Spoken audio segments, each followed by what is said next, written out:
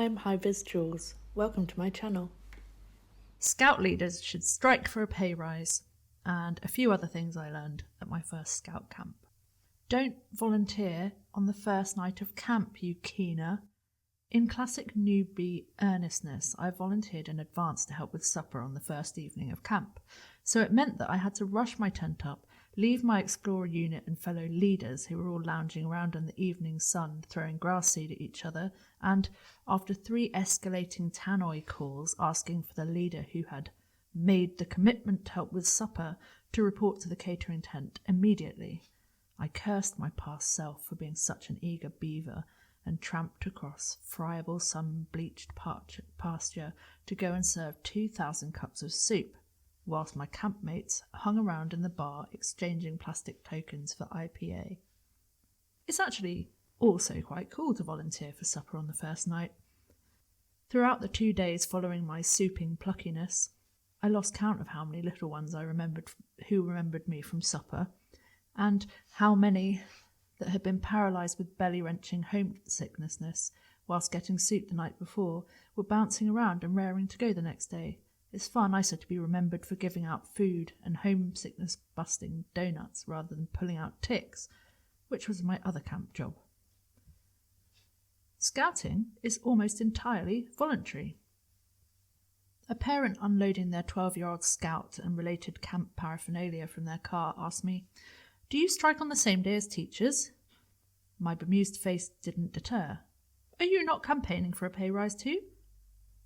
No, we get to have this much fun and sleep deprivation for free. I guess we could conceivably ask for 100% pay rise and cause no pecuniary impact on our management. Tents aren't soundproof, and young people are convinced their leaders can't possibly have lived any kind of life before becoming boringly ancient. Late on the first night, I lay in my sleeping bag chilling, millimetres from a clutch of our explorer scouts outside my tent. They were engaged in clamorous chat about all things teenage, peppered with endless innuendo. The moment I poke my head out of the zip, they immediately revert to stage whispers of, "Shh, sorry, shut up, you're going to embarrass Jules," only for the volume to return the moment I zip back in. Explorer scouts in your own unit are fabulously loyal to their leaders and to each other. Even though we were supposed to be taking them on camp, our explorers, knowing it was my first time, helped me put up my tent and came to wave and tease me when I was doing my time ladling soup. They even managed to find us free ice cream and deliver it while we were waiting in the sun for their parents to arrive. Camp blankets are a competitive sport. The blankets laden with badges from every camp and activity since the start of time are worn with pride as soon as the sun falls off the horizon. They're physical proof of the owner's provenance in scouting. My blanket, so far, only has my name on it. I suppose I could add a sewing badge, glued on, and a collector's badge, stolen, from my threadbare Girl Guide stash, which is somewhere in my mum's garage. I think I might just start again from scratch. The feeling as the tents go down. Countless shelters spring up at the start of camp, creating a melee of guy rope trip lines, rat runs between tents, precariously balanced but essential, kettles for tea, lost uniform, flags, and a hubbub of palpable chat and excitement.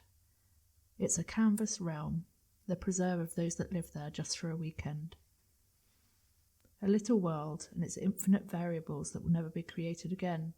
There's a melancholy on the last morning, and whilst football is still being played in the avenues between shelters, wash tents and piles of packed lunches, the shrieks become fewer, and every time you look up there is one less tent, their claim on the space released, becoming again just a woven fabric puddle on the ground, awaiting its next chance to become a home. By the way, the soup popularity was as follows: tomato, more than chicken, more than vegetable.